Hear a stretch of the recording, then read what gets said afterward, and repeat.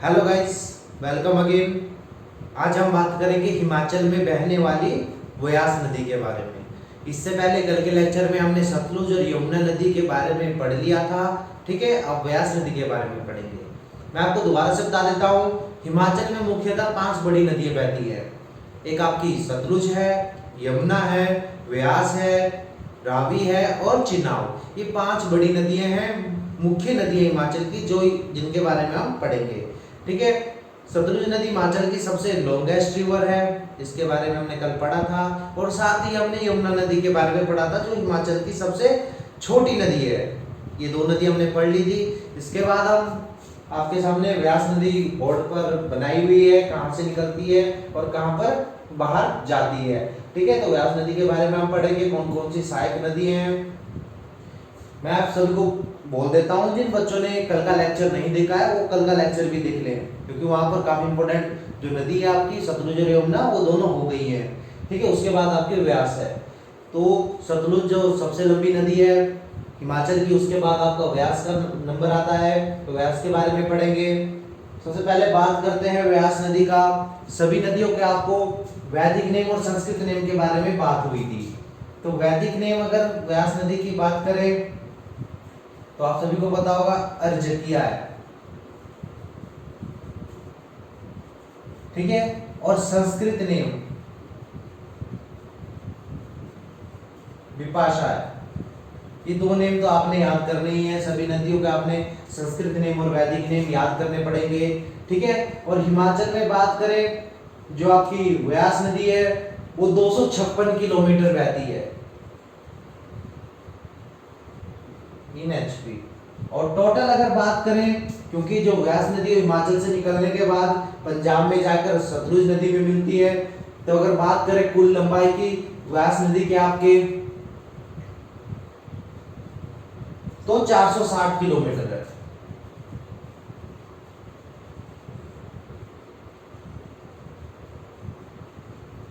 ठीक है, जो आपकी सतलुज नदी है आपकी कुल्लू से निकलती है, और उसके बाद हरिकापतन जगह है पंजाब में, वहां पर आपकी सतलुज नदी में मिल जाती है। ठीक है, हरिकापतन जगह पड़ती है, वहां पर आपकी सतलुज नदी में मिल जाती है। अब बात करते हैं व्यास नदी के बारे में। उसका उद्गम स्थल कहां पर है, कौन सी सहायक नदी है। थोड़ा हम जूम कर लेंगे वीडियो को, ताकि हमें सतलुज नदी के बारे में डिटेल में दिख जाए। ठीक है, तो हमें जरूरत आपकी कुल्लू जिले की है, मंडी की है, हमीरपुर की और कांगड़ा की। ठीक है, इन्हीं 4 जिलों में आपकी व्यास नदी बहती है। अब बात करते हैं व्यास नदी के उद्गम स्थल की, कहां पर उद्गम स्थल है। ठीक है, अगर बात करें तो व्यास नदी व्यास ऋषि कि जो जहां पर वो अपनी तपस्या करते थे, एक जलधारा वहां से निकलती है और एक व्यास कुंड से जलधारा निकलती है। ये दोनों जलधाराएं पालचन नामक विलेज है आपका, कुल्लू में पड़ता है, वहां पर मिलती है, और वहां से आपकी जो व्यास नदी बन जाती है। ठीक है, आपने इस चीज का ध्यान रखना है। जो ये व्यास कुंड और व्यास ऋषि का जो तपोवन स्थल है वो आपका रोहतांग दर्रे में पड़ता है, जो रोहतांग पास है आपका, कुल्लू में पड़ता है, जिसकी समुद्र तल से ऊंचाई 3978 मीटर या 13,050 फीट है। आपने इस चीज का ध्यान रखना है, इसके बारे में एग्जाम में पूछा जाता है। और ये पीर पंजाल में पड़ता है। ठीक है, पीर पंजाल जो आपकी पर्वत श्रेणी है उसमें पड़ता है आपका रोहतांग पास। ठीक है, यहाँ से आपकी व्यास नदी निकलती है। ठीक है, उसके बाद आपकी मंडी में जाती है, फिर हमीरपुर में, और फिर कांगड़ा में, उसके बाद पंजाब में निकल जाती है। सबसे पहले यहाँ पर देख लेते हैं कुल्लू में कौन कौन सी नदियां आपकी व्यास नदी में मिलती है। तो सबसे पहले बात करें, जब पालचन विलेज से व्यास नदी आगे बढ़ती है तो यहाँ पर आपकी पार्वती, हारला, तीर्थन और आपकी फौजल, सरवरी, सेंज, ये सारी की सारी नदियां आपको व्यास नदी में मिलती हुई दिखाई देंगी। यहाँ से भी काफी इंपॉर्टेंट क्वेश्चन एग्जाम में पूछे जाते हैं कि कौन सी नदी किस स्थान पर मिलती है, तो हम इस चीज के बारे में भी पढ़ेंगे। देखो, सबसे पहले बात कर लेते हैं आपका पार्वती नदी की। क्योंकि पार्वती नदी व्यास की सबसे बड़ी सहायक नदी है। यह नदी मानंदलाई झील से निकलती है। यहाँ पर एक मानंदलाई झील है, यहाँ से ये आपकी पार्वती निकलती है, पार्वती का उद्गम होता है। ठीक है, जो पार्वती नदी है आपकी मानंदलाई झील से निकलकर आपकी इस स्थान पर आपका शमशी में, जो शमशी है आपका यहीं पर लिख देता हूं, शमशी में आपके जाकर आपकी व्यास नदी में मिल जाती है। उसके बाद आपकी हारला नदी है। हारला नदी के बारे में अगर बात की जाए तो हारला नदी आपकी निकलती है। उसके बाद ये आपकी भुंतर के पास जाकर मिलती है। ठीक है, व्यास नदी में भुंतर, आपने ध्यान रखना है, हारला नदी भुंतर के पास जाकर आपकी व्यास नदी में मिल जाती है। तीर्थन और सेंज आपकी जो लारजी डैम है, लारजी है, यहाँ पर जाकर मिलती है। जो लारजी डैम है आपका बना हुआ व्यास नदी के ऊपर कुल्लू में पड़ता है, यहाँ पर आपकी तीर्थन और सेंज दोनों नदियां जाकर मिलती हैं। होजल है, सरवरी है, ठीक है, और आपकी पाटलिपुत्र एक इसकी व्यास की एक ट्रिब्यूटरी है। ठीक है, जो पाटलिपुत्र है आपकी शमशी में जाकर मिलती है, बजोरा में जाकर मिलती है, और बजोरा से ही जो आपकी व्यास नदी है वो आपकी मंडी में प्रवेश कर जाती है। ठीक है, तो एक बार आपने ध्यान से देख लेना है कुल्लू में कौन कौन सी नदी है आपकी व्यास नदी में मिलती है। ठीक है, ध्यान रखना आपने, व्यास कुंड और ऋषि जो व्यास की जो तपोस्थली है वहां से दो अलग अलग जलधाराएं निकलती हैं और पालचन विलेज में जाकर मिलती है, और वहां से आपका व्यास नदी बन जाती है। ठीक है, ये सारे के सारे जो आपके कुंड हैं, ये स्थल है, ये रोहतांग पास में पड़ता है। ठीक है, रोहतांग पास का ओल्ड नेम आपने ध्यान रखना है, भृगुतुंग भी बोलते हैं। ठीक है, और रोहतांग पास को लाशों का ढेर भी कहा जाता है, तो आपने ध्यान रखना है। पीर पंजाल में पड़ता है, हाइट आपके सामने लिख दी है।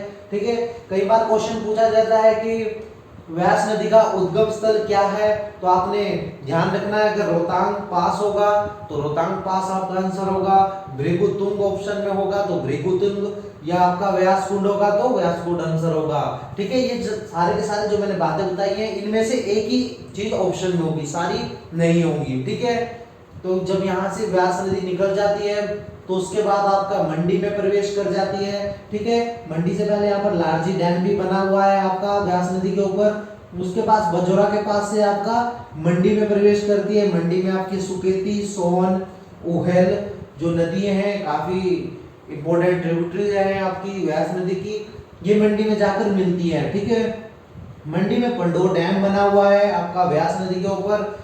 पंडोर डैम के पास ही ठीक पहले आपकी उहेल नदी व्यास नदी में मिलती है। ठीक है, अब मंडी के बाद बात करें हमीरपुर की, तो हमीरपुर में आपका कुनाहा खड्ड और मान खड्ड दो इंपोर्टेंट खड्ड हैं, कुनाहा खड्ड और मान खड्ड, जो आपके व्यास नदी में मिलते हैं। आपने ध्यान रखना है, यहाँ से क्वेश्चन काफी बार एग्जाम में पूछे जाते हैं। उसके बाद आप कांगड़ा में जाते हैं, तो कांगड़ा में बनेड़, बाणगंगा, बिनवा, न्यूगल, अवा, ये सारी की सारी आपकी जो चक्की, लोनी, गज, ये सारी नदियां आपकी कांगड़ा में मिलती है। चक्की नदी कांगड़ा से निकलती है, लेकिन पंजाब में जाकर आपका व्यास नदी में मिलती है। ठीक है, कांगड़ा की बात करें तो संदोल से कांगड़ा में व्यास नदी आपकी एंट्री करती है, यहाँ पर दिखा रखा है। ठीक है, और मिर्थल से बाहर जाती है। क्वेश्चन काफी बार एग्जाम में पूछे जाते हैं, कांगड़ा नदी कहां से, व्यास नदी कहां से कांगड़ा में प्रवेश करती है और कहां से कांगड़ा से बाहर निकलती है। ठीक है, अब बात करेंगे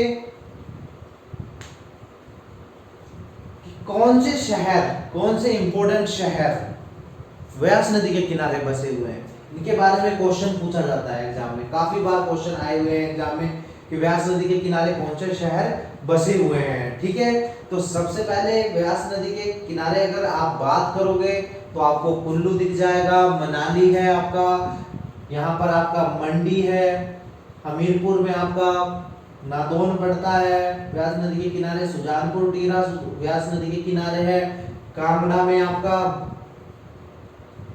देहरा गोपीपुर आपका व्यास नदी के किनारे पड़ता है, जो आपका पोंग डैम बना था, इसके कारण ये आपका देहरा गोपीपुर वाला हिस्सा डूब गया था। पोंग डैम की बात करें तो पोंग डैम को महाराणा प्रताप सागर बांध भी कहा जाता है। ये हमारी रामसर साइट है, ठीक है, हिमाचल में 3 रामसर साइट है, उसमें से एक आपकी पोंग डैम है, ठीक है। अब बात करते हैं पार्वती नदी के किनारे बसे शहर। पार्वती नदी के किनारे भी काफी इंपोर्टेंट शहर बसते हैं, जैसे मणिकर्ण, ठीक है, मणिकर्ण जो हिमाचल का सबसे गर्म पानी का झरना है, वो आपका पार्वती नदी के किनारे है, ठीक है, उसका पानी पार्वती नदी में जाता है। Kasol, Kasol is also famous for hot water spring in Himachal Pradesh, तो कसोल भी आपका पार्वती नदी के किनारे है, ठीक है। तो आपने ध्यान से इसको अपने पास नोट करना है। पार्वती नदी व्यास नदी की सबसे बड़ी सहायक नदी है। इसके बारे में क्वेश्चन पूछे जाते हैं कि पार्वती नदी किस स्थान से निकलती है और किस स्थान पर व्यास नदी में मिलती है, ठीक है। सबसे मेन आपका रह जाता है कि उद्गम स्थल, उद्गम स्थल और कहां से बाहर निकलती है, ठीक है, ये आपको पता होना चाहिए कि उद्गम स्थल कहां पर है नदी का और बाहर कहां पर निकलती है हिमाचल से और कहां पर मिलती है, ठीक है। उद्गम स्थल आपको बता दिया था, रोहतांग दर्रा है, और जो बाहर निकलती है पंजाब से, मित्तल से बाहर निकलती है कांगड़ा से और पंजाब में चली जाती है, ठीक है, और बाद में सतलुज नदी में जाकर वो मिल जाती है। कुल लंबाई आपको पता है हिमाचल में जो व्यास नदी की कुल लंबाई वो 256 किलोमीटर है, सेकंड लार्जेस्ट रिवर है हिमाचल की, ठीक है।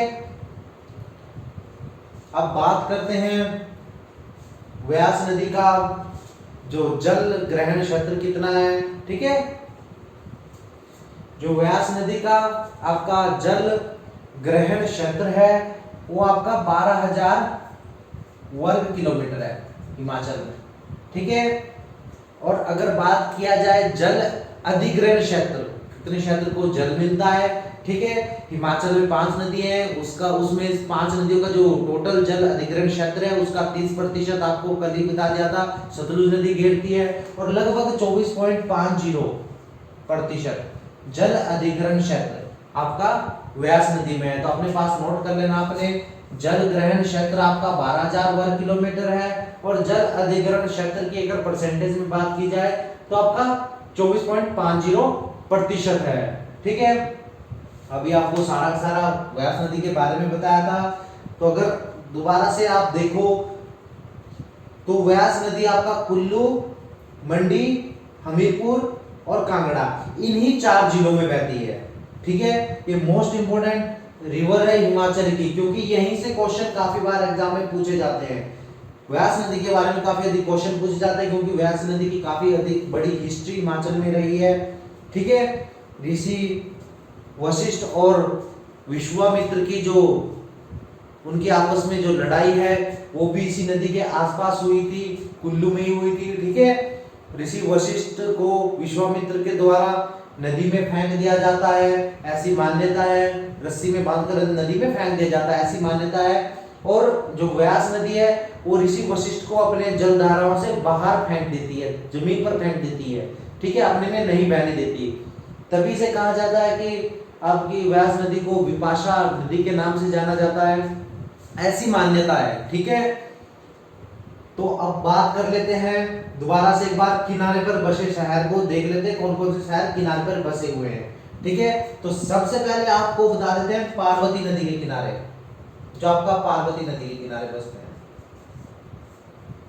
ठीक है। पार्वती नदी के किनारे आपका मणिकर्ण जो गर्म पानी का झरना है, बताया था अभी थोड़ी देर पहले, ठीक है, और कसोल, ये दो आपके पार्वती नदी के किनारे है। उसके बाद व्यास नदी के किनारे कुल कितने इंपोर्टेंट जो सिटीज हैं, स्थान है, वो देख लेते हैं,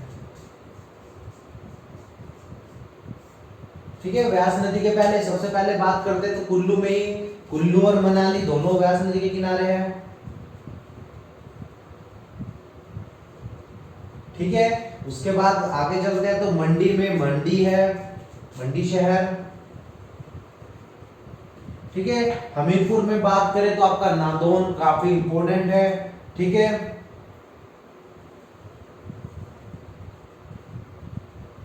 बात करें आपका सुजानपुर टीरा है,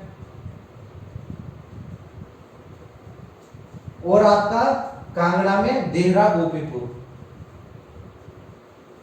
ठीक है, देहरा है, ठीक है। ये देहरा गोपीपुर आपको बताया जाता है पौंग डैम बनने के कारण डूब चुका है, ठीक है। अब इस प्रकार हमारी जो व्यास नदी है उससे रिलेटेड जो भी इंपॉर्टेंट क्वेश्चन एग्जाम में बनते हैं वो सारे के सारे कवर हो चुका है हमारा टॉपिक, ठीक है।